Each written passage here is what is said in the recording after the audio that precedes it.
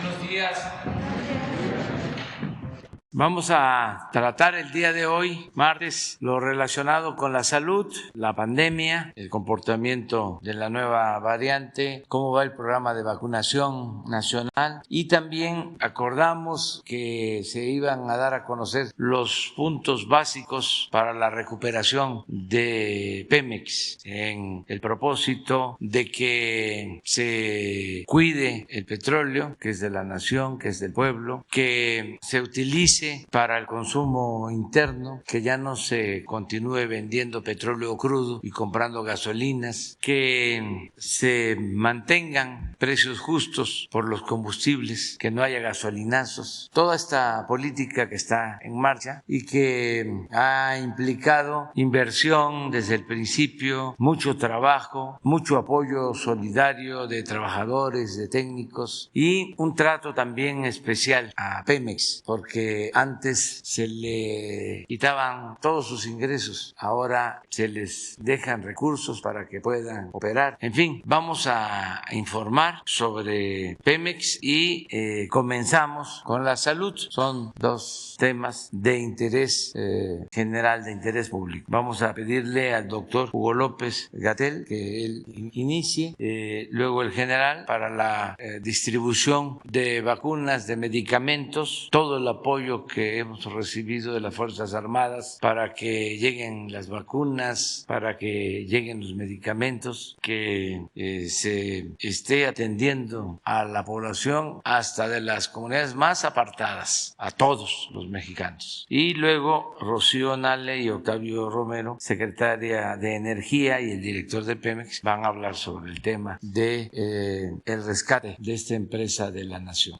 Muy buenos días, secretarias, secretarios, director, muy buenos días, tengan todas y todos ustedes. Vamos a comentar en el Pulso de la Salud sobre la pandemia de COVID-19 y sobre el avance del programa de vacunación y cuáles son las prioridades. Vemos en nuestra gráfica acostumbrada la curva epidémica de agregación semanal, cómo abrimos la semana todavía con una reducción de casos estimados con respecto a la semana previa y en este caso abrimos con menos 8%, en este momento menos 7%, terminaremos seguramente la semana con una reducción de al menos menos 1 o menos 2%.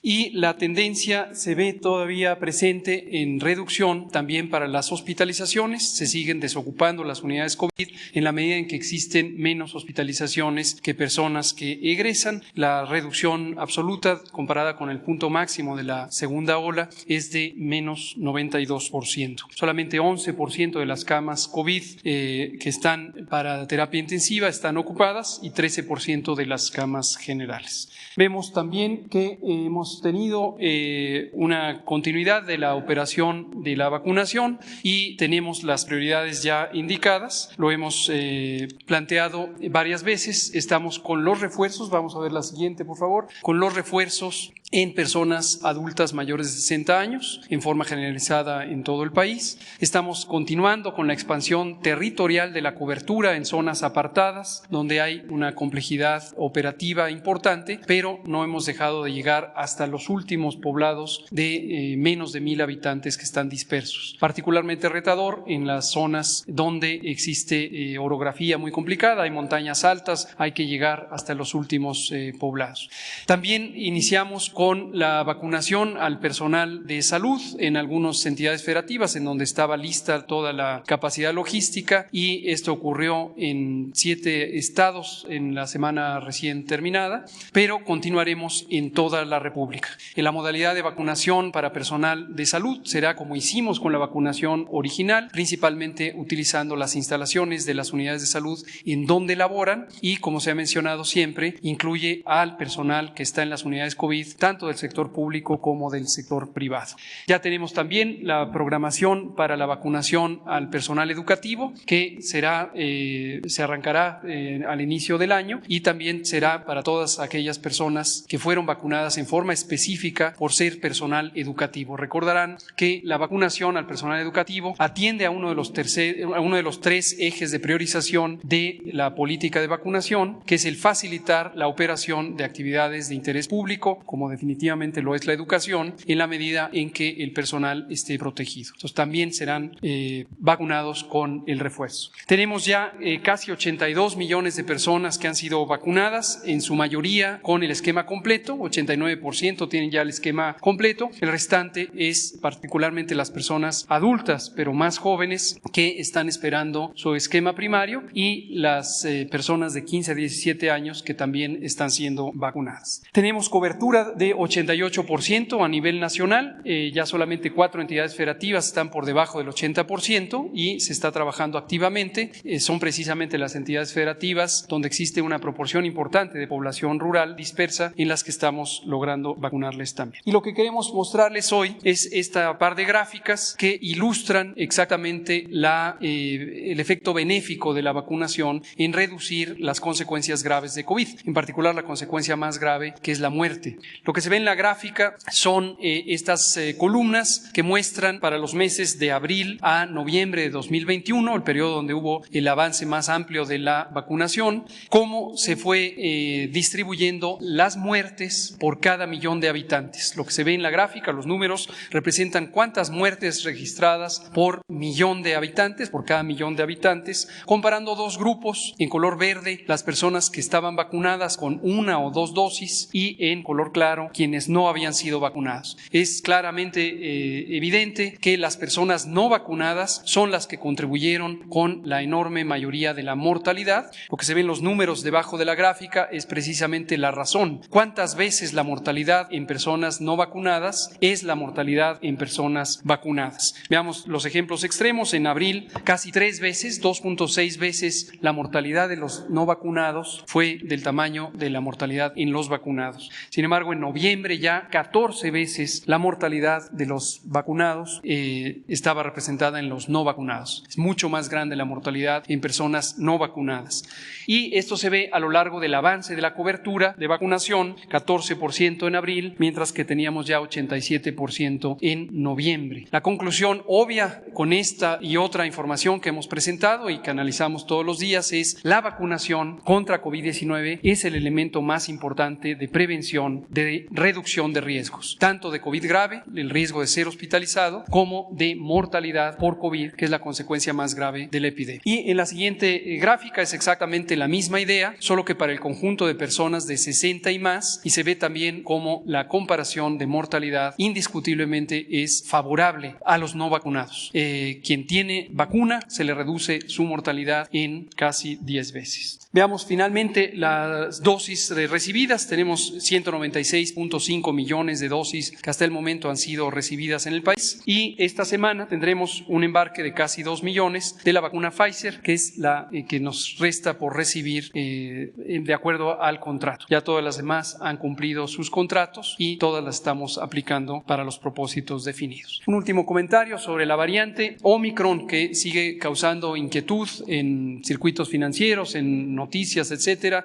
Hasta el momento la evidencia sigue siendo la que hemos comentado desde el inicio que fue conocida esta variante el 26 de noviembre próximo pasado. Es una variante que es claramente más transmisible, pero es una variante que produce menos enfermedad grave. La proporción de personas con enfermedad grave es sustancialmente menor que con las variantes previas, incluyendo la variante Delta. Y la inmunidad inducida por vacunación o por enfermedad COVID previa sigue siendo mayormente eficaz o efectiva para impedir el contagio con la variante Omicron. Ciertamente se han encontrado casos de reinfección, pero no parece ser lo más predominante de la variante Omicron. Es muy importante no perder de vista esta información porque con frecuencia se sobreestima la participación de la variante Omicron. Como hemos dicho desde al menos octubre de este año, es indiscutible que en algún momento en México, así como ha ocurrido en otros países, puede haber una cuarta ola. En algunos otros países es la quinta o la sexta ola de la epidemia. Esto lo hemos dicho repetidamente al menos desde octubre. Esta cuarta ola podría ser a expensas de la variante predominante, que sigue siendo Delta, o podría ya ser a expensas de Omicron, pero la epidemia de COVID es sustancialmente la misma. ¿Qué podemos ver si se presentara esa cuarta ola a expensas de Omicron? Podríamos ver una gran cantidad de casos, pero una proporción mucho menor de hospitalizaciones de lo que hemos tenido en las olas previas. ¿Por qué razón? Principalmente por el efecto de la vacunación. Es obvio también que en cualquier parte del mundo las medidas de prevención son iguales a las que tuvimos con Delta o con cualquiera de las otras variantes. Sigue siendo la epidemia de COVID-19, no es una nueva epidemia. Las medidas de prevención general, el uso de cubrebocas en espacios públicos cerrados, el lavado de manos, el mantener sana distancia, el reducir la movilidad o la concurrencia en espacios densamente ocupados, la ventilación de los lugares cerrados que ocupamos, siguen siendo medidas efectivas también para reducir los contagios de Ómicron y sus consecuencias, pero sobre todo la vacunación. Entonces seguimos haciendo un llamado a quien no se ha vacunado del esquema primario, esto incluye a las mujeres embarazadas, que se vacunen. Desde luego, quien ya está en la etapa de refuerzo, que se aplique oportunamente el refuerzo con las vacunas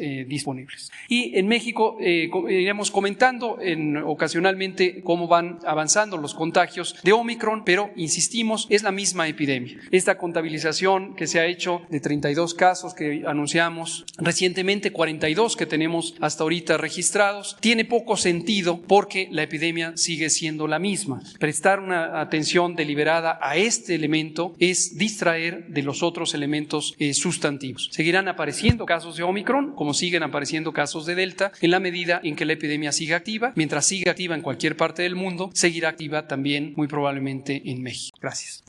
Con su permiso, señor presidente, vamos a hacer el informe de la distribución de vacunas. Entre el 17 y el 27 de diciembre arribaron a nuestro país vacunas Pfizer, AstraZeneca, con un total de 23.386.300 dosis. De estas se organizaron para distribución 2.727.665 dosis de la siguiente manera. Se distribuyeron el día 27, el lunes 27, por vía aérea 628.645 dosis y por vía terrestre 2.099.020 dosis. En las aéreas se organizaron 3 rutas aéreas para atender a 10 entidades federativas. La ruta 1 cubrió los estados de Sinaloa, Baja California Sur, Sonora. La 2, Nuevo León, Chihuahua y Nayarit. La ruta 3, Oaxaca, Tabasco y Yucatán. En la distribución terrestre hubo 7 entidades que acudieron a la Birmex y a INCAN a recoger sus dosis. Estas fueron Ciudad de México, Hidalgo, Estado de México, Morelos, Puebla, Querétaro y Tlaxcala. Y 9 entidades se les distribuyeron a partir de Birmex por rutas terrestres. La ruta 1 cubrió Michoacán, Jalisco y Colima. La 2, Aguascalientes y Zacatecas. La 3, San Luis Potosí y Coahuila. La 4, Veracruz y la 5, Guerrero. A todas las rutas se les dio la seguridad como se ha venido haciendo con personal del Ejército, de la Armada y de la Guardia Nacional. En total, aquí tenemos el resumen, las dosis, 2.727.665 dosis distribuidas, por vía aérea 628.645, por vía terrestre 2.099.020, se atendieron 26 entidades federativas, se materializaron 34 escoltas de seguridad en las 34 rutas, se realizaron 13 operaciones aéreas con 18 horas y media de vuelo. En total empleamos 1.032 elementos de las Fuerzas Armadas, 102 vehículos y 3 aeronaves. En cuanto a los medicamentos, en lo que es el traslado de los medicamentos a los almacenes estatales del IMSS, se han atendido 3 entidades federativas del 5 de diciembre al día 20. Ya está concluido esos 13 estados, ya están en los almacenes.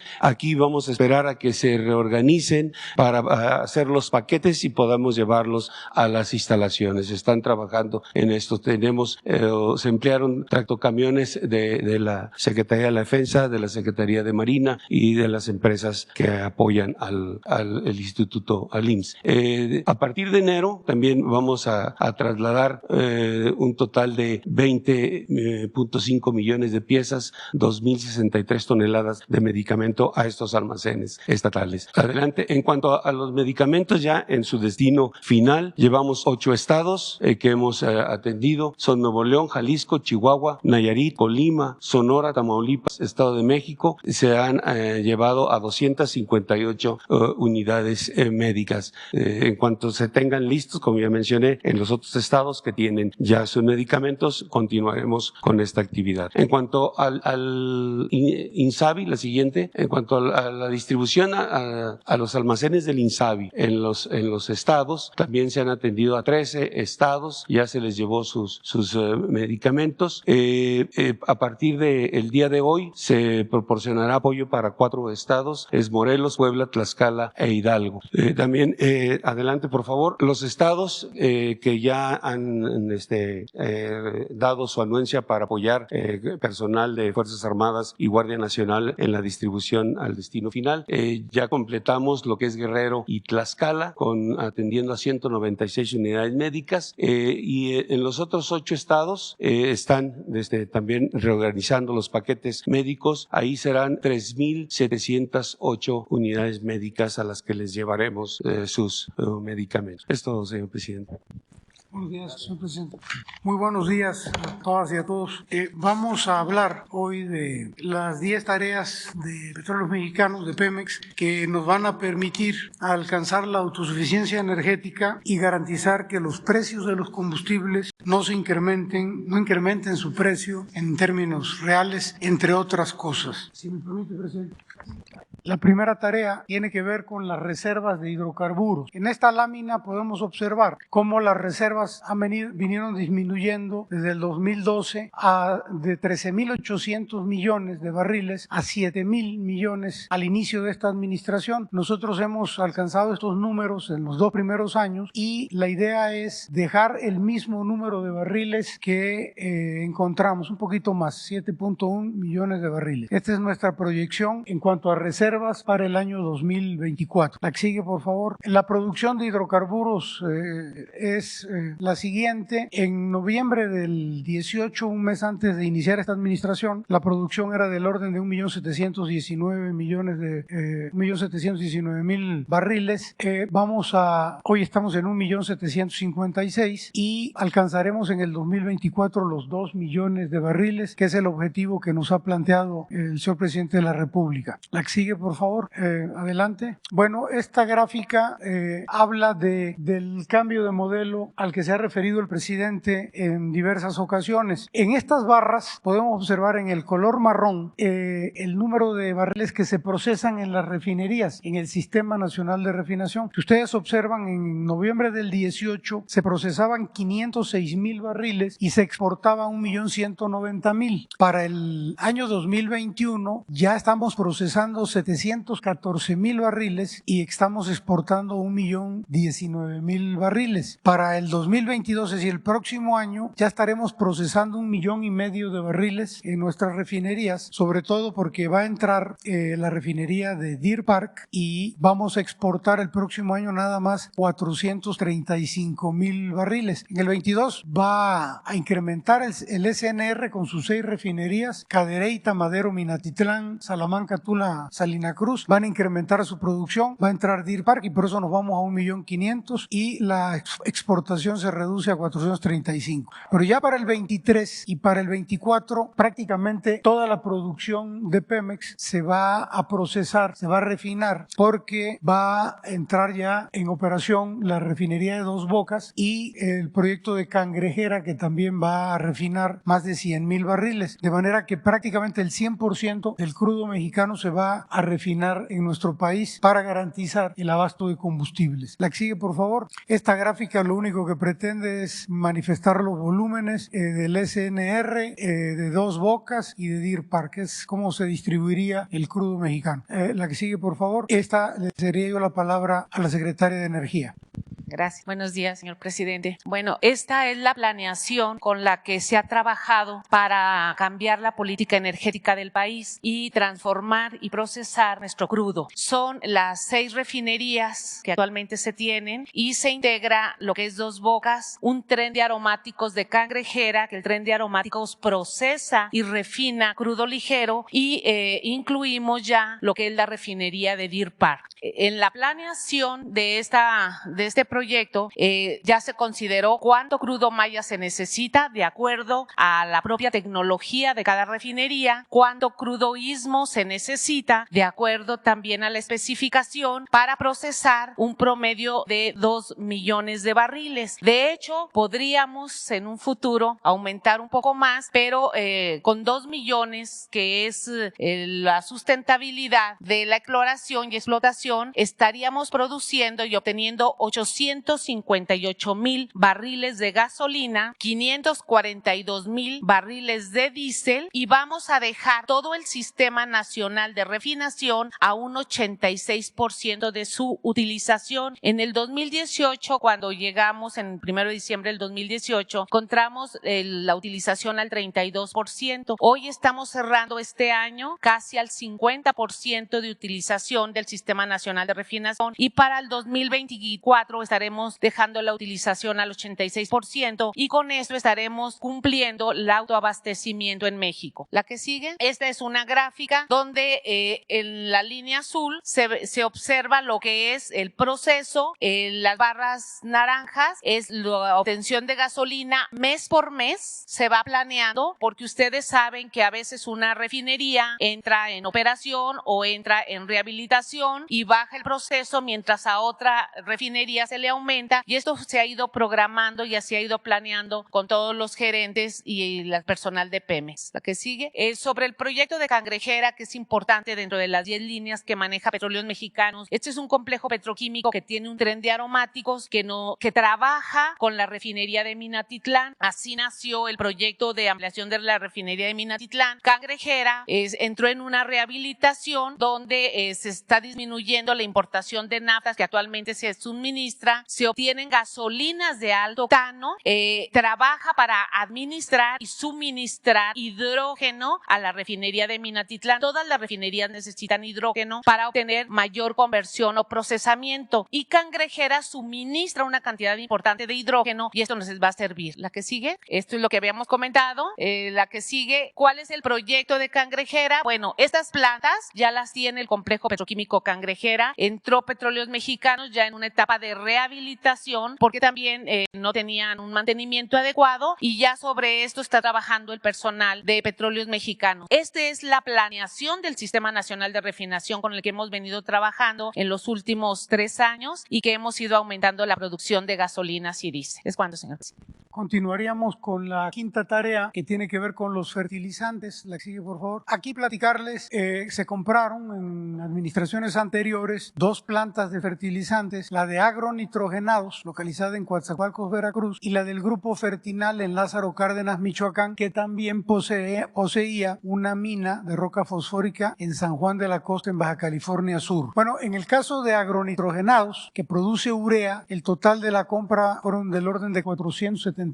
millones de dólares y se obtuvo un financiamiento de 390 millones de dólares con Nafin. A pesar de que esta operación implicó un sobreprecio de 216 millones de dólares, la planta estuvo sin operar durante 21 años hasta el 2020. Esto quiere decir que cuando la planta se compró en las administraciones pasadas, llevaba 14 años parada, y luego, después de que se compró, 7 años más hasta que nosotros la echamos a volar en el año 2020. En el caso de Lázaro Cárdenas, la compra fue del orden de 635 millones de dólares, el sobreprecio fue de casi 200 millones de dólares, y aún y cuando las plantas estaban en operación, las condiciones eran deplorables o son todavía por falta de mantenimiento. En el caso de agronitrogenados, adicionalmente al crédito, Pemex invirtió 184 millones de dólares en la rehabilitación de las plantas, pero no se pudieron arrancar. En esta administración continuamos con estos trabajos y en octubre del 2020 ya iniciamos la producción de urea. Hoy día producimos más de 28,000 toneladas al mes. También se llegó a un acuerdo reparatorio con el vendedor de esta planta y este empezó ya a devolver el sobreprecio que cobró por esta planta y que es del orden de 216 millones de dólares, los mismos que se van a reinvertir en el mantenimiento y rehabilitación de las plantas. En cuanto a Fertinal, se están haciendo los diagnósticos técnicos para rehabilitar aumentar su infraestructura. Hoy día estamos produciendo 65,000 toneladas mensuales de fertilizantes fosfóricos. La que sigue, por favor. Entonces, bueno, con esto estamos,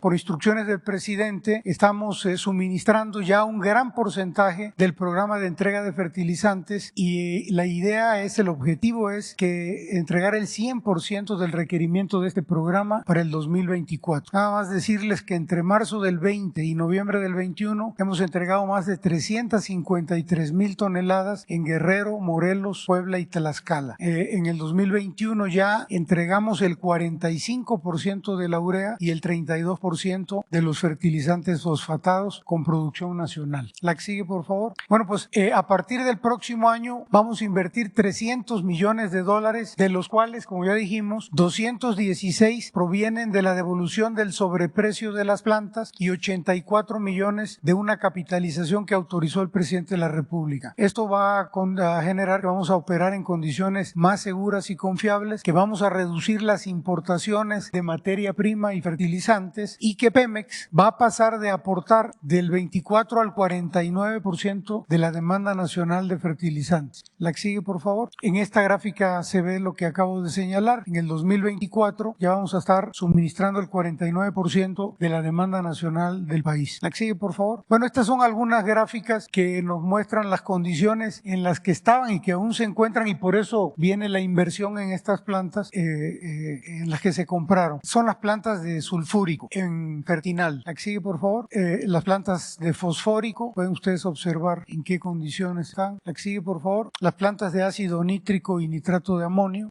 La que sigue, por favor. Y las calderas de generación de vapor, las torres de tratamiento de agua y recuperación de condensados. Estas son las condiciones en las que se adquirió esta planta de fertilizantes. La que sigue, por favor. Estos son los almacenes y los sistemas de bandas. La tarea número 6 tiene que ver con los centros procesadores de gas. La que sigue, por favor. Bueno, aquí señalamos que a partir del próximo año y hasta el 24 vamos a aumentar en Pemex la producción de gas húmedo. Para procesar este gas en los complejos de Nuevo Pemex y Cactus vamos a realizar varias acciones. Primero, la atención a los riesgos críticos. Vamos a dar los mantenimientos y la rehabilitación de las plantas para aumentar la capacidad de proceso que hoy tienen, y básicamente los beneficios que vamos a obtener son los incrementos de gas seco, de gas LP, de etano y de naftas. De manera que aquí se observa este incremento en la gráfica, y de una capacidad de proceso que hoy tenemos de 1.700 millones, 50 millones, vamos a llegar a 2.830 millones. Y con eso vamos a tener capacidad de sobra para el 2024. Hablando de gas, queremos también comentar con ustedes un proyecto que se denominó o se denomina Campo Lakach y que fue suspendido en la administración pasada en el 2016. Es un proyecto de explotación de gas natural no asociado. Está ubicado en aguas profundas a 98 kilómetros del puerto de Veracruz, a 60 kilómetros de la estación de compresión del Lerdo de Tejada. Bueno, este Campo Lakach es un yacimiento de gas no asociado en aguas profundas. Estamos hablando de 1.200 metros de tirante de agua en el Golfo.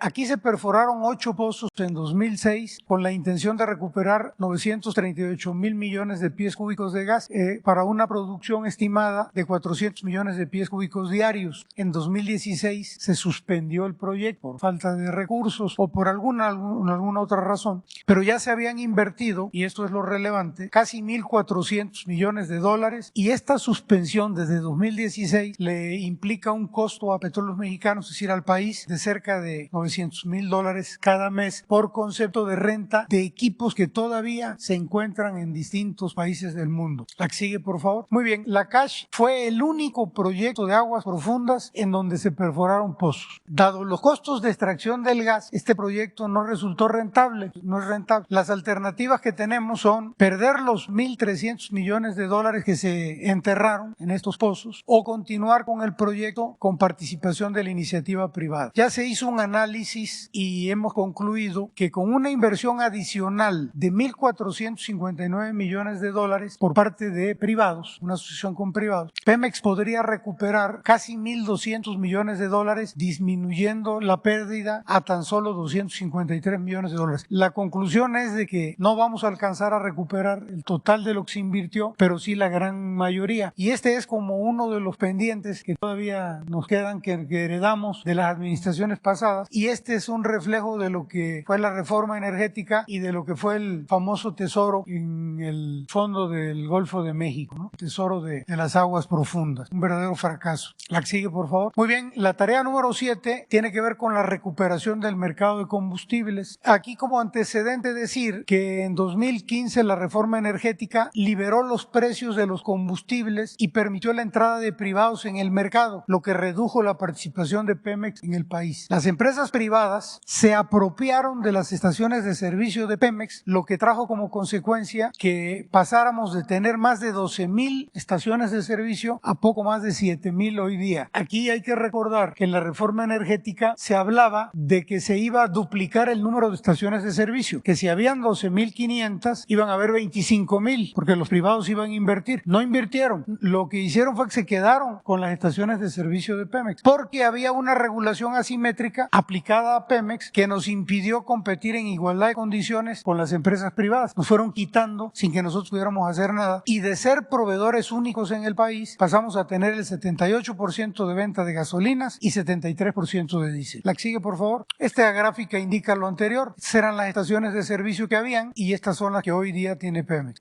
Todas estas quedaron en manos de privados. La que sigue, por favor. Bueno, pues como estrategia para recuperar el mercado perdido es que vamos a integrar el proceso comercial en una sola área, en Petróleos Mexicanos. Con esto quiero decir que parte de la reforma energética, pero incluso desde antes, a Pemex, después de ser una empresa única, una empresa integrada en su totalidad, la dividieron en muchas empresas y esto generó un verdadero caos que incluyó la complejidad de la venta de combustible. Entonces vamos a volver a integrar ese proceso comercial en una sola área. Por ello, el pasado 29 de noviembre se aprobó ya la creación de una empresa filial que fortalecerá las actividades de comercialización de Pemex y que hará más ágil la toma de decisiones. Hoy, dado que hay varias empresas involucradas en la comercialización, ponerse de acuerdo es complicado. Esta empresa va a concentrar todas las actividades de comercialización de productos petrolíferos, gas y petroquímicos en virtud del impacto que tienen las ventas de estos productos sobre los ingresos de Petróleos Mexicanos. Es decir, que hoy día ya la venta de gasolinas, gas en Pemex significa más de la mitad de sus ingresos. Por eso esto es tan importante.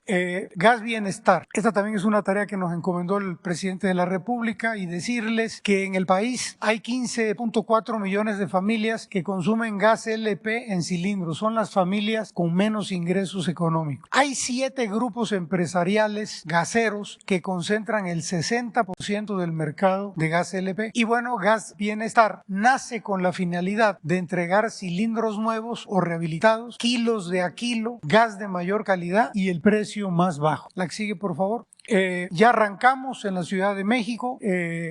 Actualmente hemos entregado cilindros nuevos, hemos tomado a cambio cilindros usados. Estos los rehabilitamos cuando se puede, los dejamos en condiciones prácticamente de nuevos, y los que no tienen remedio los chatarrizamos para sacarlos del mercado. Aproximadamente el 60% de los cilindros que hoy intercambiamos se tienen que chatarrizar porque están en condiciones muy deplorables. La que sigue, por favor. Bueno, hablando del precio del gas en cilindros del gas LP, decir que el precio depende del precio internacional, del precio de referencia internacional, y este puede subir o bajar dependiendo de las condiciones del mercado. ¿Qué sí ha ocurrido? Que en los últimos años ha habido un abuso por parte de los distribuidores de gas porque han incrementado sus precios desproporcionadamente. Sí es cierto que el precio fluctúa, pero ellos han incrementado de manera desproporcionada, han incumplido en el rezago de cilindros. Hay muchísimos cilindros que están en condiciones de inseguridad en los hogares de muchas familias. No se entregan los cilindros llenos, no dan kilos de a kilo, y el gas que entregan tiene un bajo poder calorífico, lo que trae como consecuencia que dura menos días ese cilindro. La que sigue, por favor. Esta gráfica es muy interesante porque muestra la entrada al mercado de Gas Bienestar. Esta línea de aquí son los precios máximos que el presidente de la República instruyó que se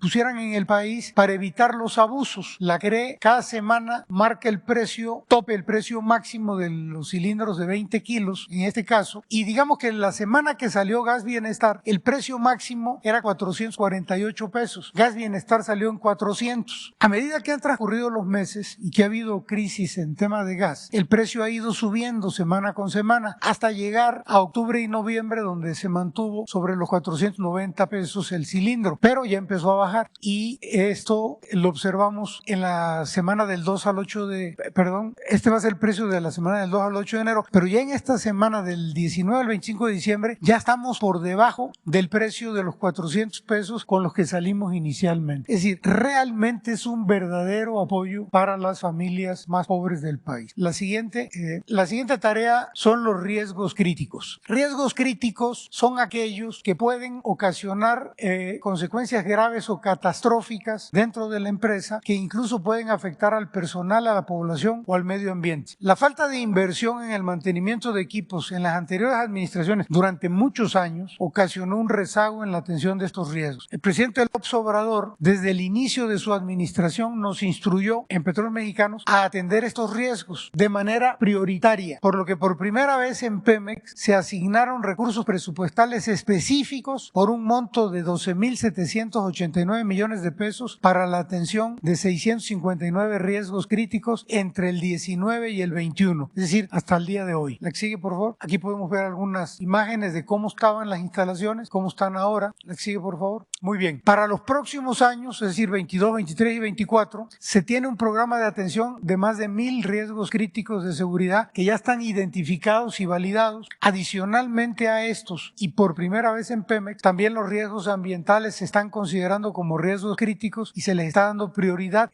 para los próximos 3 años. En tanto llevamos a cabo la totalidad de estos mantenimientos, se les está atendiendo al 100% de estos riesgos con medidas de mitigación. Es decir, si hoy detectamos un riesgo crítico, se le dan medidas de mitigación que impiden que esto pueda generar un problema mayor, en tanto hacemos la reparación definitiva, le damos su atención definitiva. Y decir finalmente que la siniestralidad en Petróleos Mexicanos ha disminuido un 40% respecto a la administración anterior, y ninguno de los siniestros de los últimos años ha sido por falta de atención a riesgos críticos. La que sigue, por favor. Hay otro programa ambiental y de seguridad que se debe al no haberse taponado los pozos que dejaron de ser productivos, y esto para evitar la contaminación de las áreas adyacentes. Por lo tanto, vamos a llevar a cabo un programa de taponamiento de 940 pozos entre el 2022 y el 2024 con un presupuesto estimado de 4.300 millones de pesos. Se le va a dar prioridad a aquellos pozos que representan mayor riesgo por cercanía a población, a cuerpos de agua y por antigüedad. Aquí vemos unas gráficas de pozos que ya no están produciendo petróleo, que son un riesgo porque en cualquier momento puede haber una exhalación o un derrame, y que están ya prácticamente en el río. Estas fotos corresponden al río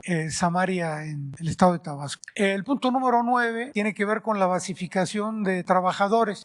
Actualmente en Pemex hay plazas vacantes y se generan jubilaciones. Ambas más los ascensos escalofonarios que se van dando entre el personal nos arrojan un estimado de basificación de 17,000 trabajadores transitorios. Esto ha sido una recomendación que nos ha venido haciendo el presidente de manera sistemática, y que vamos a iniciar a partir de febrero del próximo año. Estaríamos hablando de basificar 17,000 plantas transitorios hasta el 2024. ¿Por qué a partir de febrero del 22? Bueno, porque vamos a librar la elección sindical para que no haya ninguna interferencia. La que sigue, por favor. Bueno, pues para todas estas tareas, para estas 10 tareas, ya tenemos el presupuesto para este año, ya están en el presupuesto de Petróleos Mexicanos del orden de 388,000 millones de pesos, y ya tenemos estimado lo que vamos a requerir de acuerdo con lo que nos solicitó el presidente de la República en el 23 y en el 24, que son 372 y 355,000 respectivamente. Aquí, como aclaración, de los 4.900 millones del proyecto de fertilizantes se incluyen los 2.400 que corresponden a la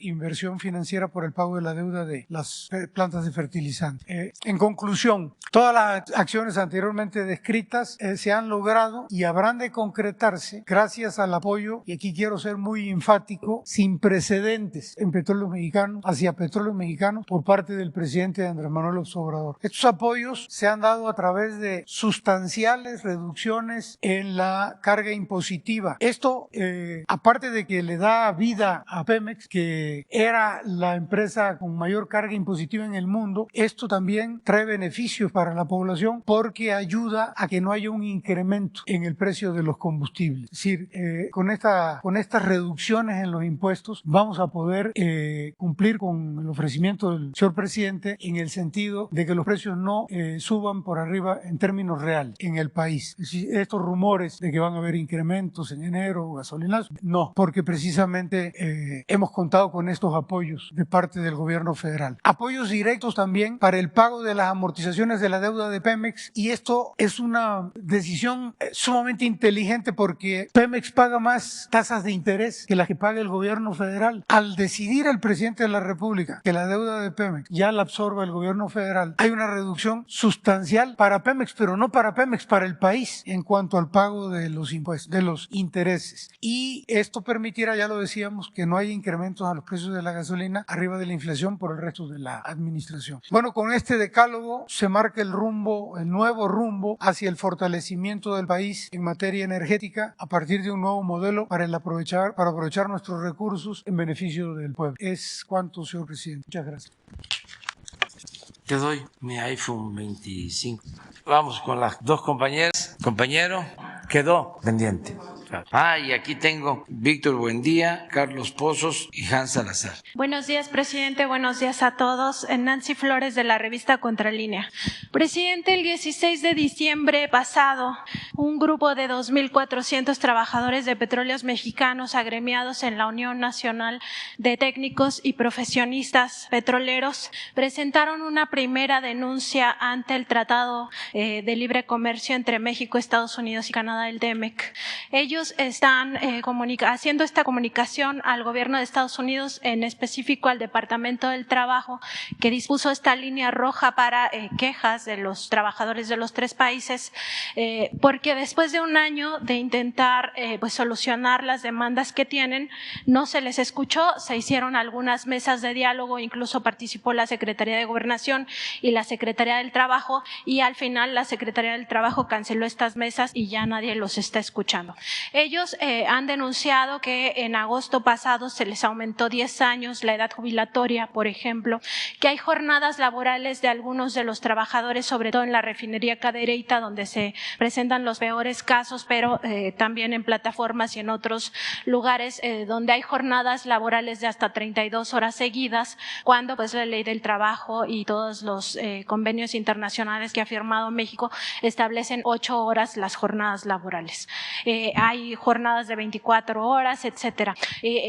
Los peores casos son 32 horas. Además, hay algunos ingenieros y técnicos que no han tenido vacaciones en 4 años, desde que empezó pues el actual sexenio, y muchos de estos problemas ellos dicen que se derivan de que hay 1,780 plazas que no se han ocupado, o sea, vacantes, plazas de confianza, y que esto hace que los pocos ingenieros que están pues tengan que cubrir esas plazas con estas jornadas laborales. Además, pues no se les reconoce como sindicato, no dejan que la Unión, la UNTIP, pues acompañe a quienes son investigados, como sí ocurre con el sindicato de trabajadores de la República Mexicana, de trabajadores petroleros de la República Mexicana, ¿no? Y tampoco tienen pues contrato colectivo de trabajo con Petróleos Mexicanos. Entonces, derivado de que pues no se logró en todo este año tener pues estas soluciones a sus demandas, ellos ya presentaron esta primera comunicación ante el TEMEC y van a ir en enero con una denuncia pues mucho más ampliada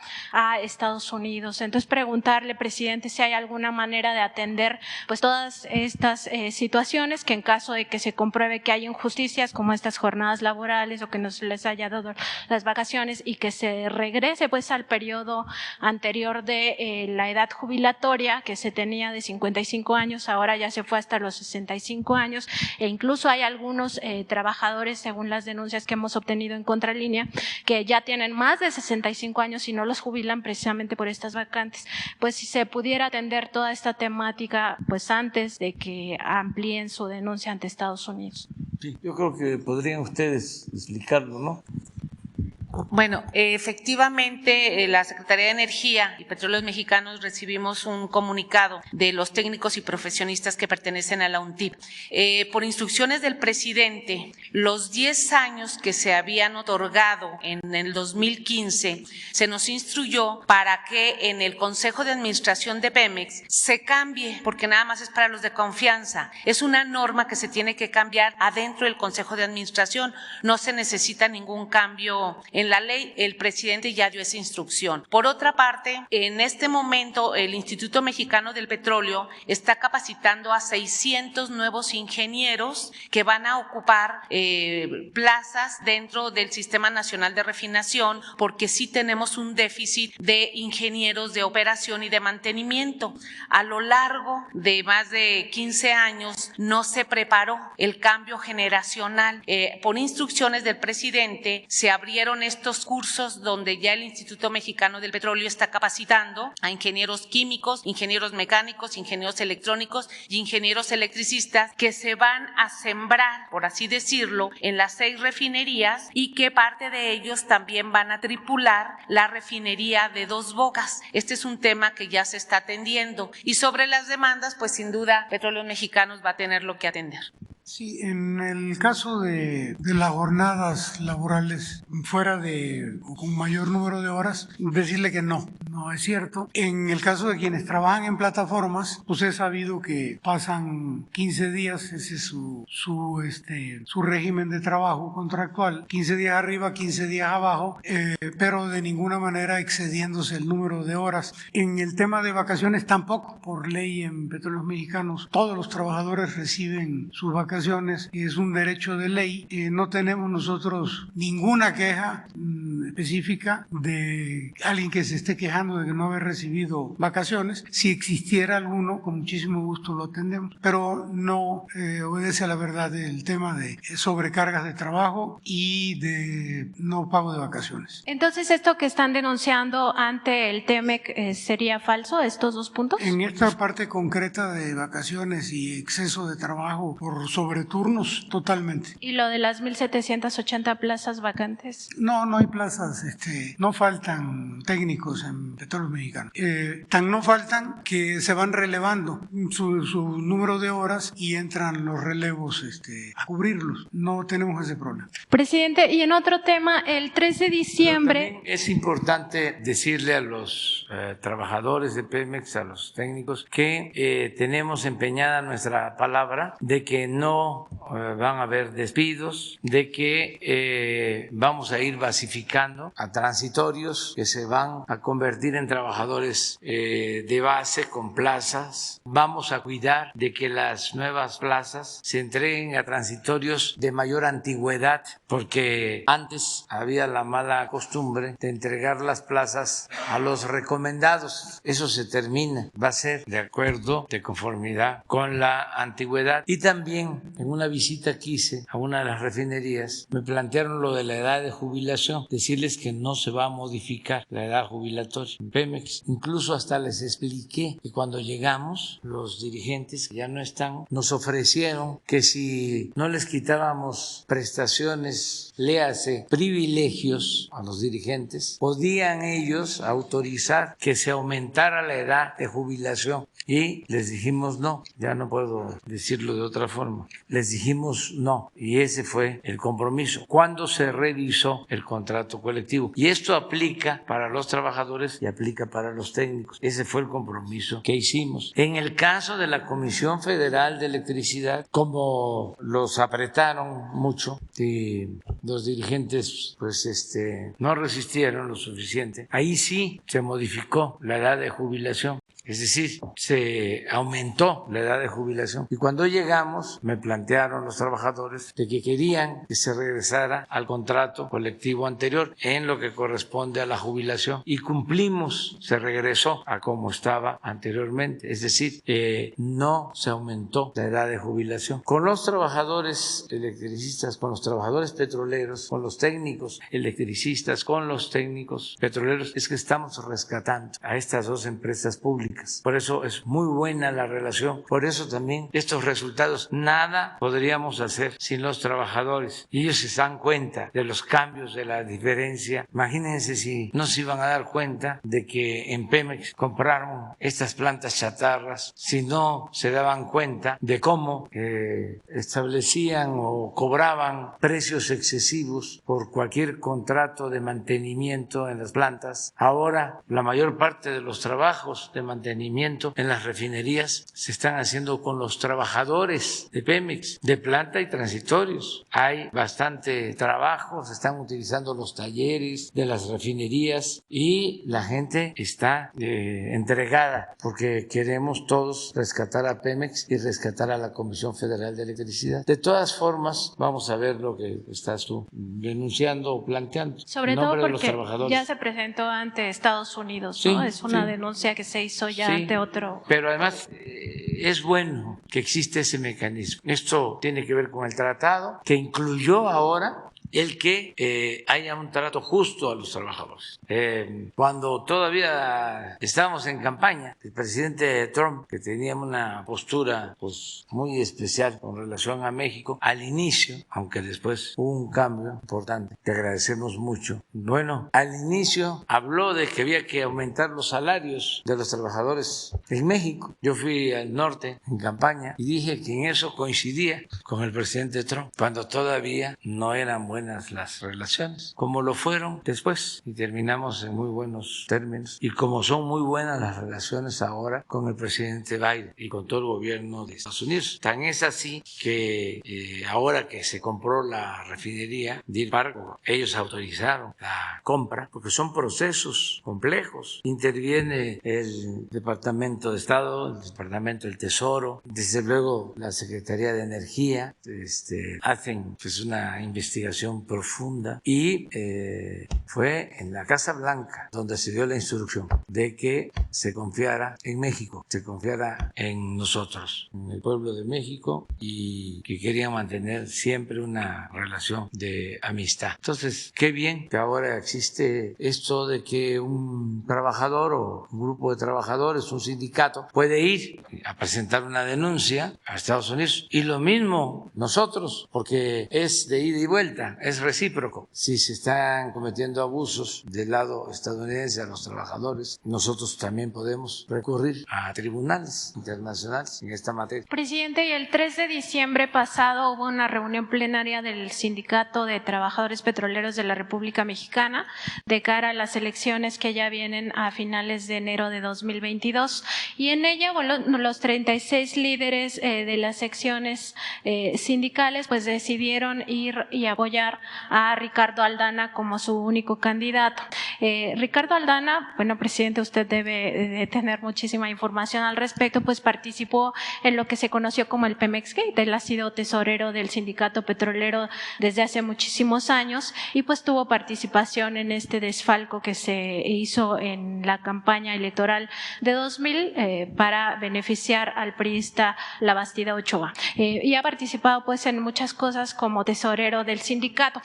Preguntarle, presidente, que no sería importante pues que estos líderes se hicieran a un lado ya en estas próximas elecciones, sobre todo entendiendo que pues es alguien muy cercano a Romero de Champs, que además está siendo investigado porque la Unidad de Inteligencia Financiera denunció a ambos, tanto a Carlos Romero de Champs como a Ricardo Aldana, por todas las, digamos, los manejos financieros que se hicieron con las cuotas de los sindicalizados, pero también con dinero de Petróleos Mexicanos. Tan solo decir que en el sexenio de Peña Nieto se le transfirieron alrededor de 20,000 millones de pesos de Pemex al sindicato por diferentes situaciones, algo que ya pues se corrigió en este gobierno, pero que finalmente utilizaron ese dinero para viajes, lujos, compra de autos lujosos, residencias, etcétera. Y la Unidad de Inteligencia Financiera, cuando estaba Santiago Nieto, pues presentó estas denuncias. Y nada más como paréntesis, pues decir decir que Ricardo Aldana ya tiene 67 años, es decir, que se debió de haber jubilado hace 12 años y pues no lo ha hecho porque lo que representa el sindicato en términos financieros pues es muy importante para ellos, ¿no? Entonces, ¿qué mensaje podría mandarle a los trabajadores petroleros de cara a las elecciones que vienen? Y sobre todo, pues esto que ya prácticamente sería quien se quede en el sindicato, si es que así ocurre, que sea el candidato único, porque finalmente, como usted lo ha venido reiterando, pues quizá no es en esta primera ocasión que se pueda democratizar ese sindicato tan grande. Bueno, para la parte legal se acordó de que nos iba a informar Luisa María mañana, si te parece, que ella hable sobre el tema. Yo lo que le puedo decir a los trabajadores y a todos los ciudadanos, así de manera resumida, sintética, como consignas, como frases que dicen mucho, es primero que la libertad no se implora, se conquista. Segundo, que los caciques duran hasta que el pueblo quiere. Tercero, lo que decía Hidalgo y repetía mucho Juárez, el pueblo que quiere ser libre lo será. Agrego, se va a garantizar que las elecciones sean limpias y libres. Está en las manos de los trabajadores. Si quieren mantener el mismo sistema o el cambio, en manos de los trabajadores, porque se va a votar de manera libre y secreta y nada de excusas de que es que me amenazaron, nada de que es que ya me llegó un volante en donde dicen que si no voto por fulano o por mengano o por perengano, que me atenga a las consecuencias. Porque todo eso hay, amenazas, intimidaciones, hay libertad, vamos a cuidar nosotros el proceso. Además, va a haber una aplicación, nadie se va a enterar, no es como los acuerdos que hacían antes los políticos corruptos en lo oscurito, que le decían a los líderes opositores, vamos a reunirnos, nadie se va a enterar. Y ellos mismos tomaban las fotos y apenas salía el líder opositor, empezaban a salir las fotos. No, aquí es cuidar. Y nosotros no podemos impedirle a nadie que participe. A mí me gustaría, si no son muchos, invitarlos aquí. 3 minutos a cada uno. A ver, ¿a qué le tiras cuando sueñas mexicano? A ver, ¿qué planteas? ¿En qué vas a ayudar a los trabajadores? ¿O vas a seguir tú igual con la corrupción y vendiendo plazas? ¿O realmente es un cambio? Si no son muchos, los invitaría yo. ¿Sí? Pero si son, es que quién sabe cuántos se vayan a inscribir. Si son unos 20, sí los invito. ¿Cuántos son? Los invito. Pero en enero ya los invitamos a los 22, 3 minutos cada uno. Sí. Incluso para respetarlos y que se sientan bien, libres, nada más para que le hablen a los trabajadores, porque a veces no tienen foros o a veces los que tienen dinero son los que pueden hacer publicidad, propaganda, hacer volantes, carteles, ¿cómo se le llama eso cuando hay una canción que no es tan buena? No. Payola, exactamente, payola. Es que algunas disqueras se ponen de acuerdo con las estaciones de radio y entonces eso le llaman payola, porque están poniendo la canción. O sea, son hasta hacerla popular. Entonces, es un poco la payola de que en los programas de radio aparentemente no hay publicidad, pero sí hay payola. Entonces, en enero, ¿cuándo es la elección? El 31 de enero. Que les dé tiempo, como el 15, que tengan 15 días. Y que todos los trabajadores de Pemex ese día, lo vamos a anunciar, que se presenten aquí cada uno. No va a haber preguntas para no ponerlos nerviosos ni cosas por el estilo. No es banquillo de los acusados. Es que informen, que los conozcan, hombres y mujeres. Yo soy trabajadora de la refinería de Cadereyta. Llevo tantos años trabajando ahí. Soy ingeniera petrolera, pertenezco al sindicato, mis padres también, y he visto esto y esto y esto y esto, y pienso que las cosas deben de cambiar y que tienen que haber mejores condiciones laborales y mejores prestaciones. O otro que diga de todos los trabajadores Petróleos de México. Los trabajadores petroleros somos los que tenemos el mejor contrato colectivo y tenemos prestaciones, y yo lo que garantizo es que vamos a continuar con el mismo sistema que llevamos hasta ahora, que viene desde la expropiación petrolera, desde los primeros dirigentes sindicales, aunque en algunos momentos hubieron desviaciones, pero vamos a enderezar el rumbo. O otro que diga, no olvidemos cómo era el sindicato cuando Hernández Galicia, o que el otro dijera ya basta de que en Pemex nos maltraten. Libre. Y si yo gano, voy a emplazar a huelga Pemex. Libre, libre, libre, libre. ¿Pero qué? En favor de los trabajadores. Nada de que va a ser lo mismo. Y que todos hagan el compromiso de que van a recorrer el país, las secciones, y que van a luchar para que el voto sea libre, sea secreto. Presidente, y también quedó pendiente el informe que iban a darnos sobre las 6 denuncias que presentó el área jurídica de Petróleos Mexicanos contra los 6 gerentes de las refinerías por presunto robo de combustibles, pues a ver qué ha pasado con esas denuncias. Y también el tema del trabajador Javier Martínez, quien fue contratado en febrero como líder de proyecto, trabajador de confianza, y que no le han pagado pues su sueldo hasta ahora, y quien trabaja de la mano con el subdirector de petrolíferos Rocha Vallejo en la recuperación pues de las refinerías. Y también el asunto, aprovechando que está aquí el ingeniero Octavio Romero Oropesa, pues preguntar cómo va el tema de la reestructuración de las empresas privadas de Petróleos Mexicanos que se fueron constituyendo y que llegaron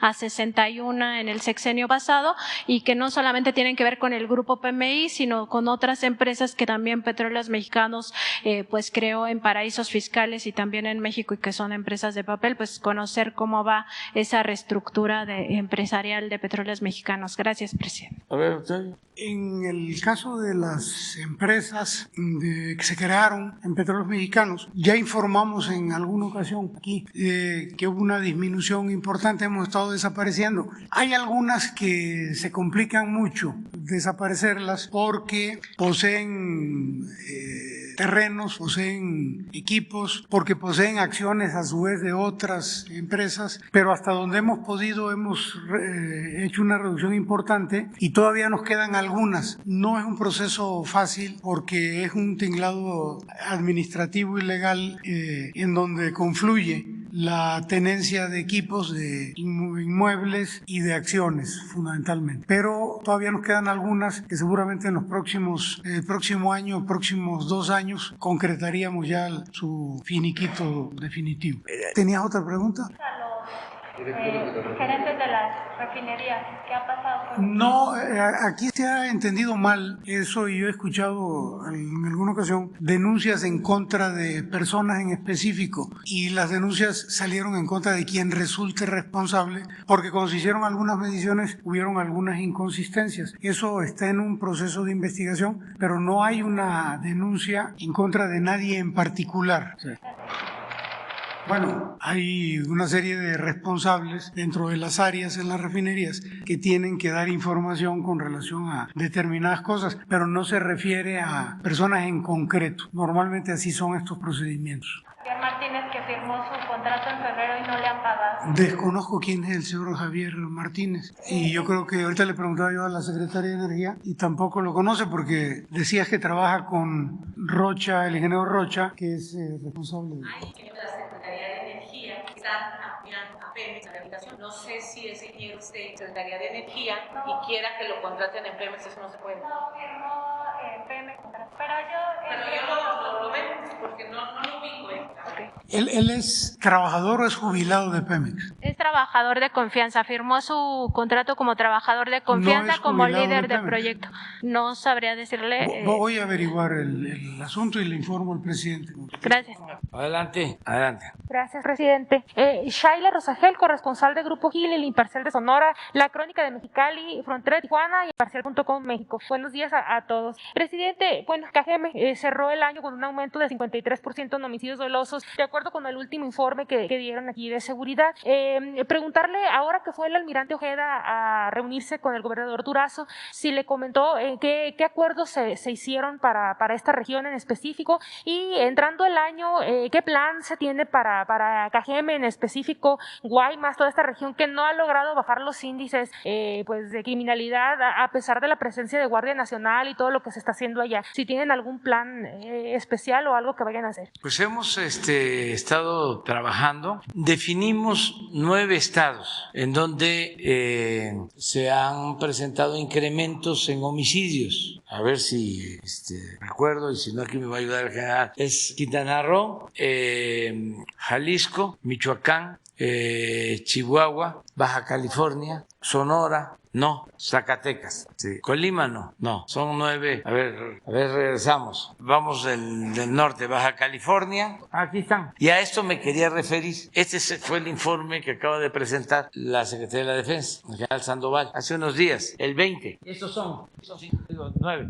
Guanajuato, Baja California, Chihuahua, Michoacán, Jalisco, Estado de México, Sonora, Zacatecas y Quintana Roo. Estos son los resultados. El 13 de agosto inició la estrategia especial para estos estados. Incluso ya fuimos del 13 de agosto hacia finales de este año. Ya los visitamos, con excepción de Sonora, que como habíamos estado, dejamos para el inicio del año próximo. Pero todos estuvimos en Guanajuato, Baja California, en Chihuahua, en Michoacán, en Jalisco, en el Estado de México, en Zacatecas y en Quintana Roo, para ver aumento en homicidios. Y este es el resultado en Sonora. Nada más, si estás refiriéndote a Cajeme, habría que verlo. Pero en Sonora en general, este es el resultado que tenemos, y ya vamos a informar el mes próximo de cómo vamos. Lo cierto es que este año en homicidios, aunque sea poco, estamos logrando una disminución. Sí, de hecho, en los municipios prioritarios de Sonora, que son Hermosillo, Guaymas, Cajeme y Nogales, en 3 bajó los homicidios dolosos, pero en Cajeme sí está muy 53% el incremento respecto a agosto, noviembre de este año con el del periodo del año pasado. Sí, puede ser, porque este es todo el estado. Todo el estado, sí. Entonces, pero ya vamos a informarles de lo que se está haciendo. Mucho trabajo, coordinación con el gobierno del estado, Guardia Nacional, Defensa, Marina. Estamos trabajando. Dice que va a ir a principios de enero a Sonora. ¿Sería la primera semana, presidente? Sí, creo que a mediados de semana o a principios de febrero, porque tenemos 2 compromisos ya de tiempo atrás. Vamos ya a inaugurar 500 bancos de bienestar en un fin de semana. No vamos a ir a los 500, pero van a empezar a funcionar 500. Así es, ¿verdad? A partir del día 21 de enero. Nada más que la Secretaría de Defensa nos va a recomendar dónde. Y luego el fin de mes tengo que regresar al Tren Maya, pero la semana de mediados de enero está pendiente. Puede ser Sonora. Lo que quiero es que se avance más en el compromiso que hicimos para atender en la sierra de Sonora. Hay un plan ahí especial. Gracias, presidente. Presidente, en Baja California se registra una cifra histórica de migrantes, 66,000 entre abril y noviembre, más que en 2019 y 2020, de acuerdo con datos de la patrulla fronteriza. Son migrantes de todas partes del mundo que están intentando cruzar hacia Estados Unidos. Los albergues están en su máxima capacidad, presidente, y hay muchos migrantes deambulando por las calles, durmiendo en las banquetas. Entonces, preguntarle cuáles son las medidas que se están implementando específicamente del gobierno federal para ayudar, para atender en este fenómeno en Sonora y Baja California. Sí, acabamos de tener una reunión de evaluación sobre eso. Hace como 5 días estuvieron los responsables y podemos informarles para entrando el año, si te parece, sobre la situación migratoria. Gracias, presidente. Ya por último, para el doctor Hugo López-Gatell, la pregunta que quedó pendiente la semana pasada sobre la vacunación en niños de 5 a 11 años, preguntarle qué tan viable ve esto para México, ya que pues en Estados Unidos ya se está poniendo esta vacuna a estos sector de la edad infantil, y también en Europa, la OMS en Europa está recomendando que se aplique esta vacuna a los niños pequeños de 5 a 11 años. Entonces, bueno, ahorita que usted estaba hablando de que es una epidemia de no vacunados, pues son estos niños los que pues, no han sido vacunados. Entonces, preguntar qué tan viable es para México que se pudiera aplicar esta vacuna. Sí.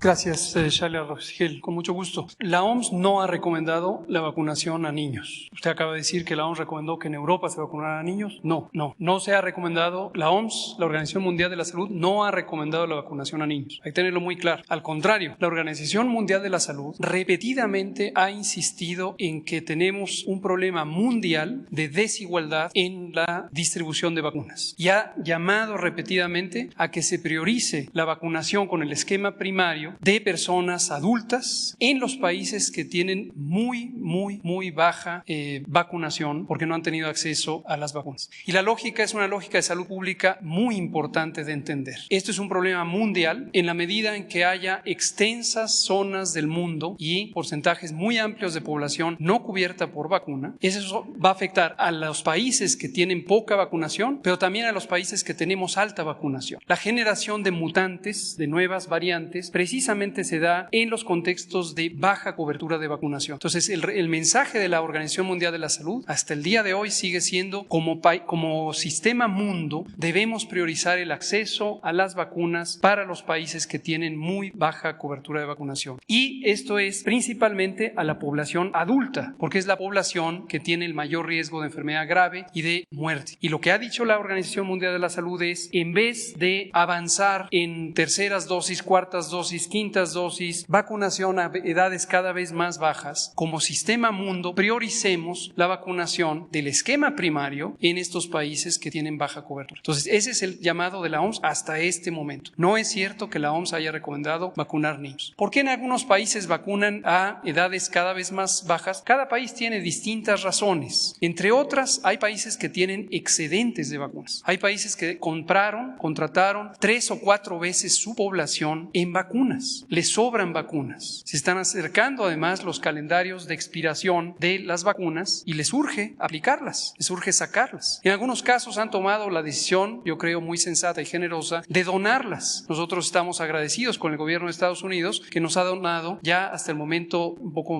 casi 11 millones de dosis de vacunas. Posiblemente nos dará otro donativo. También lo ha hecho otros países. Nosotros mismos hemos donado vacunas. En nuestro caso no porque se nos vayan a expirar, sino lo hemos hecho conscientes de la importancia de que esto es un asunto mundial y tenemos que trabajar solidariamente en todo el mundo. Entonces, en México no estamos considerando vacunar a niños, en este momento a niños menores de 15 años. Estamos vacunando solo de 15 en adelante en personas sin comorbilidad y en niños de 12 a 17 años que tienen enfermedades que les aumentan el riesgo de complicaciones por COVID. Es una lógica de salud pública, es una lógica técnica, científica. Esa es la razón.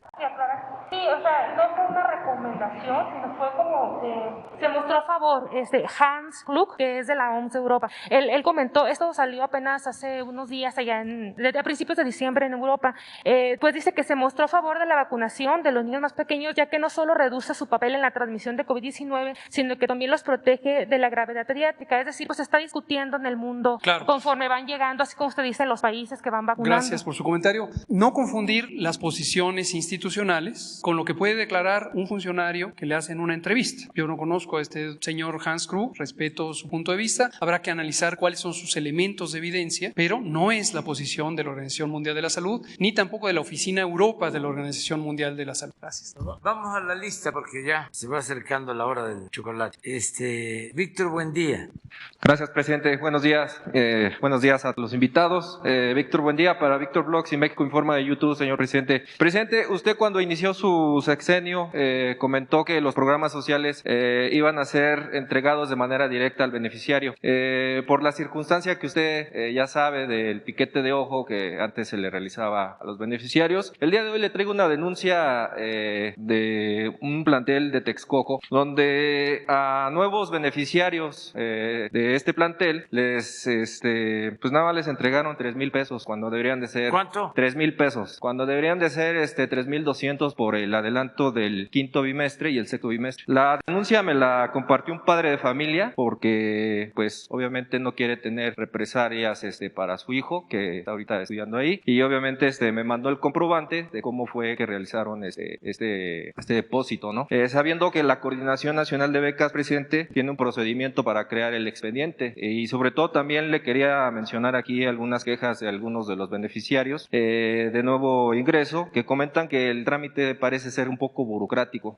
Si usted revisa o si la información se la pueden compartir, presidente, pues prácticamente son 13 requisitos, presidente, para crear un expediente de un nuevo alumno. Entonces, imagínese si este filtro que está como nuevo para crear el expediente de un nuevo estudiante, pues imagínense, yo no sé cómo le hicieron para pues robarse los 200 pesos que se llevaron aquí los funcionarios de esta escuela. La captura, bueno, es una captura que me compartió el padre, si quieres se la paso a Jesús para que revisen el caso, y bueno, pues esa sería la primera pregunta. Y la segunda pregunta, presidente, tiene que ver con el avance, y bueno, sé que el informe que vino a dar la subsecretaria Ariadna Montiel sobre la incorporación de los adultos de 65 años, el 27 de octubre, para ser específico, dividió la entrega de los retroactivos, porque ese fue el informe que entregó, en 3 etapas. En 3 etapas está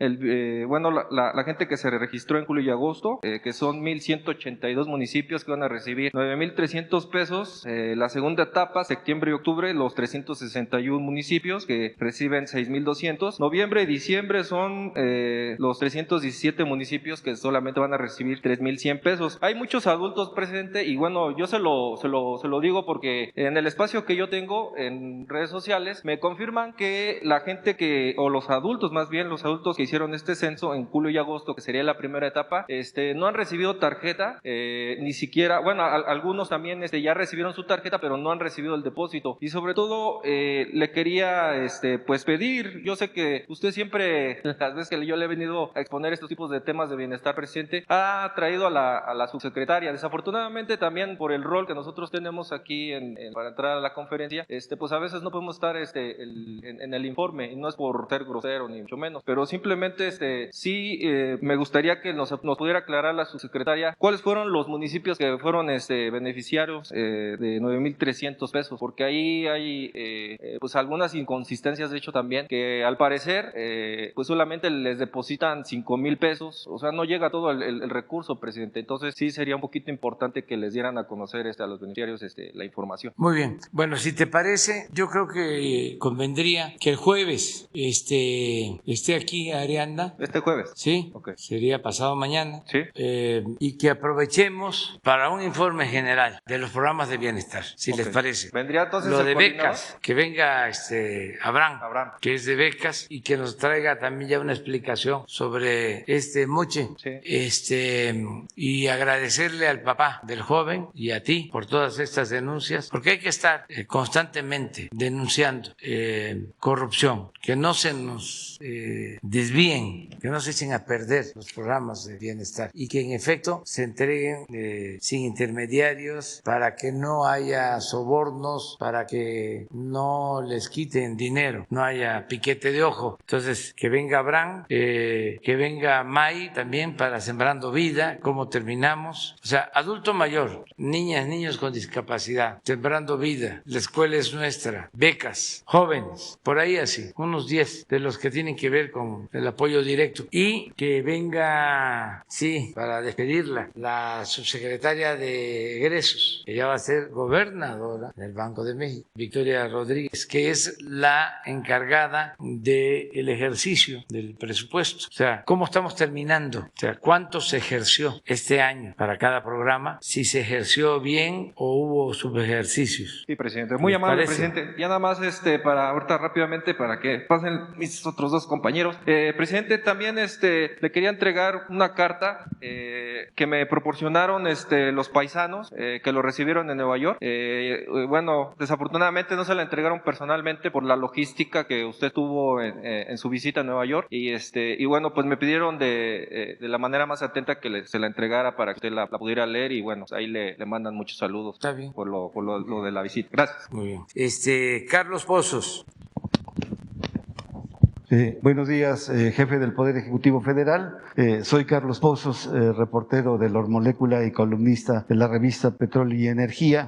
Esta pregunta tiene que ver con la corrupción en Pemex y en sus mandos medios. Es en materia de gas natural, pues desde el sexenio anterior, entre 2017 y 2019, Pemex entregó a Gas Natural del Noroeste el monopolio del transporte y distribución de dicho combustible en la zona geográfica de Veracruz. Tal monopolio se dio gracias a la entrega exclusiva de más de 40 contratos que recibió de Gas Natural Noroeste de manos de la gerente de Gas Natural y Etano de Pemex, la funcionaria Beda Carreto Santiesteban. Presidente, ahí comenzó el viacrucis de muchas pequeñas empresas de Veracruz, sobre todo de Orizaba, que quedaron a merced de Gas Natural del Noroeste, con la complicidad de mandos medios de Petróleos Mexicanos Transformación Industrial, que permitieron el desmantelamiento de la petrolera en este rubro. Señor presidente, esta información está en nuestra página publicada en Lormolécula Oficial. La pregunta es, quiero saber si esta herencia del gobierno de Peña Nieto y estos abusos de Gas Natural del Noroeste merecen una investigación o quizá una explicación ahora que está aquí el director general de Petróleos Mexicanos. Debo de comentarle, señor presidente, que la empresa que tiene el monopolio de gas natural pertenece al grupo de Simsa, propiedad del señor Nesim Issa Tafish, el consorcio al cual le aseguraron varias pipas en el año del 2015 por transportar 4 toneladas de marihuana. Y en este mismo sentido, presidente, hay industriales, empresarios del gas natural estacionario y vehicular que le ofrecen para solucionar el problema de baches una inversión inmediata de 10,000 millones de pesos para crear infraestructura para gas natural. Esa sería mi primera pregunta, presidente.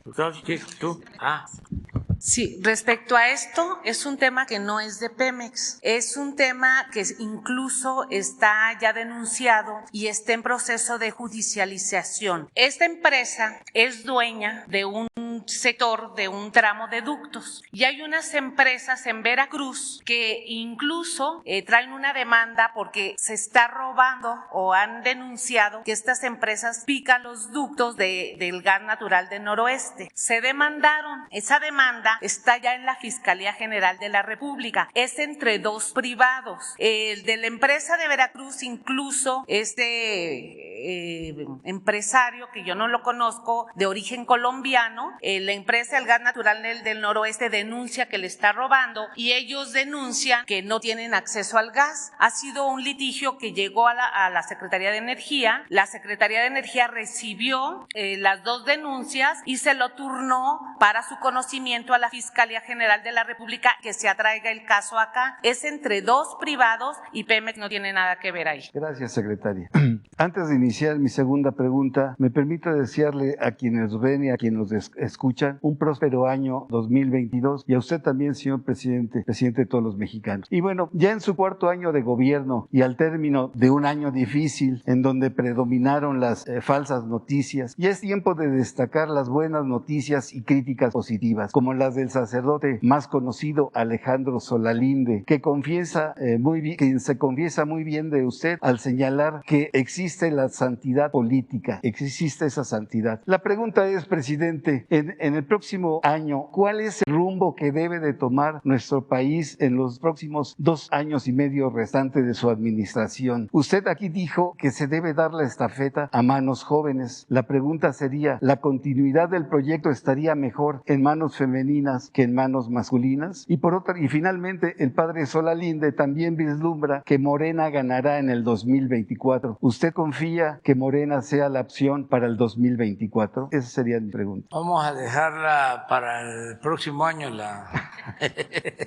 respuesta. No, miren, agradecerle a todos los mexicanos por su apoyo, por su respaldo, por su confianza. Eso es lo que puedo decir. Nos ha tocado enfrentar tiempos difíciles, sobre todo por la pandemia. Nos duele mucho lo que ha venido pasando. La pérdida de vidas humanas no lo podemos olvidar. Han perdido la vida Venezuela cerca de 300,000 mexicanos por la pandemia. Esto ha afectado a todo el mundo, pero nos duele mucho que esto haya sucedido. Hemos hecho todo lo que ha estado de nuestra parte. Creo que hemos actuado bien, de manera profesional. Nos hemos aplicado a fondo, hemos trabajado bastante, no solo dedicando mucho tiempo a enfrentar el problema, sino también dedicando tiempo a mantener buenas relaciones con gobiernos que nos han ayudado en estos momentos difíciles y que siempre pues vamos nosotros a agradecer ese apoyo de gobiernos extranjeros. Afortunadamente estamos saliendo de esa circunstancia tan difícil, se está recuperando nuestra economía, se recuperaron los empleos, hay bienestar porque hay una mejor distribución de la riqueza, ya no es lo mismo de antes. Ayer desayuné con Carlos Slim y hablamos, entre otras cosas, de la decisión que tomó de pagar sus impuestos en México por la venta de una filial de una de sus empresas. Pagó 28,000 millones de pesos. Se fusionó Televisa con una empresa extranjera y lo mismo, hay el compromiso de que van a pagar sus impuestos de alrededor de 15,000 millones de pesos. Y así la mayoría de los mexicanos, todos ayudando. Claro que hay inconformidad y que hay oposición, pues eso es consustancial a la democracia. No podemos contar con el apoyo de todos. Tiene que haber oposición, tiene que haber contrapesos, pero vamos saliendo adelante. La gente, lo decía yo hace unos días, a pesar de los pesares, está esperanzada, alegre, no ha perdido la fe, no ha caído en la frustración, no alberga odios, rencores, casi no hay odios en México, muy pocos, y esos porque son corajudos, pero ahí se les va a ir quitando y la mayoría pues convive en armonía y eso es lo más importante. Pasamos una situación difícil. Apostaban a que no íbamos a salir y que se iba a agravar el problema de la pandemia. México lo peor. Y fíjense que las comparaciones en estos temas son de mal gusto, tristes, pero sí es importante que al final del año podamos decir que México es de los países con más vacunación en el mundo. Por eso no tenemos tantas hospitalizaciones y se han evitado fallecimientos porque se avanzó mucho en la vacunación en el país. Y con relación a otros países, pues supimos actuar todos los mexicanos con mucha sabiduría y nos cuidamos y nos protegimos. ¿Por qué no pones la gráfica sobre fallecidos por la pandemia? Es muy fuerte, pero ya ven que todavía hay quienes están esperando que nos vaya mal. Ojalá y cambien ahora con el año nuevo, que ya actúen de otra forma. Donde están los 30 países con más fallecimientos por 1,000 habitantes o por millones de habitantes. Entonces, en términos generales, el balance del 2021 es positivo desde su punto de vista y no habrá cambio de rumbo, ¿será para seguir beneficiando a los más pobres? Siempre.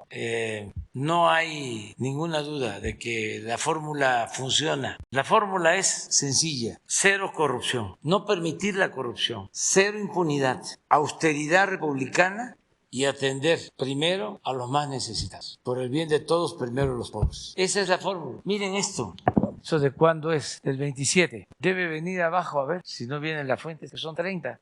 Sí, mire, de los 30 estamos en el 21, pero aquí lo importante, o sea, lo que se puede destacar es que de América tenemos el lugar 6. Desgraciadamente el primer lugar tiene Perú. Esta es la población de Perú, 32 millones, y de acuerdo a esa población tiene este promedio de 6,228 fallecidos por millón de habitantes. Luego Bulgaria, Bosnia, Hungría, pero de los, dije 6, pero son 5, de los países de América está Brasil, Brasil. Brasil tiene una población de 211 millones de habitantes. Han fallecido 618,000 y tiene un promedio de 2.931. Brasil, después de Estados Unidos, es el segundo país en población en América. Luego, Argentina, que tiene 44 millones, 45 casi, han fallecido 121,000 y el promedio es de 2.604. Luego, Colombia, 50 millones, 339,000. Han fallecido, desgraciadamente, 101,000, con un promedio de 2.577. Y le sigue Estados Unidos, que tiene 328,239,523 habitantes. Han fallecido 816,000. Tiene un promedio de 2.487. Y luego estamos nosotros, 126,014,000, de acuerdo al último censo. Desgraciadamente han perdido la vida 298,819, 2.371 por millón. Entonces así estamos terminando el año. Si logramos esto, es porque nos aplicamos todos. En primer lugar, la gente. Les voy a dar un dato que, pero en aras de la objetividad y de decir siempre la verdad y no mentir. La Ciudad de México es de las ciudades del mundo donde más se usa el cubrebocas. Y ahí, pues no se puede decir que sea por el presidente, para que vean lo grande que es, lo grandioso de nuestro pueblo. Entonces, la gente, el que los adultos mayores hayan sido cuidados en sus casas por sus hijas, por sus hijos, por sus familiares, como los cuidaron. Antier, domingo que llegué, estaba lleno. Me llamaba la atención no solo que había mucha gente, sino que ya habían gente mayor, o sea, familias, donde llevaban a los ancianos respetables en silla de ruedas, ya también cuidando ahí. Esa es la familia mexicana, la principal institución de seguridad social. Acuérdense que cuando empezó la pandemia hablamos de que, a diferencia de otros países, y lo dije con todo respeto y lo voy a seguir diciendo así, aquí a los adultos mayores no se les envía, no se les lleva a los asilos. Se quedan en nuestras casas. Eso no pasa en Europa, con todo respeto. Eso no pasa en Estados Unidos ni en Canadá. Eso es nuestro, eso es México. Bueno, la gente. Luego el personal de salud, todos. La solidaridad internacional, ya lo hablé, ya lo planteé. No teníamos nada, el sistema de salud estaba en el suelo, teníamos hospitales inconclusos, el ejército se metió a construir y a terminar hospitales, y lo mismo hizo la Marina, y a contratar personal y a formar personal, porque no tenemos médicos generales. No olvidemos que hay un déficit que nos dejó la política neoliberal o neoporfirista. Se requiere un médico, se requieren 3 médicos por cada 1,000 habitantes y tenemos 1.2 por cada 1,000 habitantes, por la política del rechazo a los jóvenes que querían estudiar. Bueno, los trabajadores de la salud, los profesionales, cuánto cuestionamiento a Hugo, le ganó con mucho al doctor Alcocer,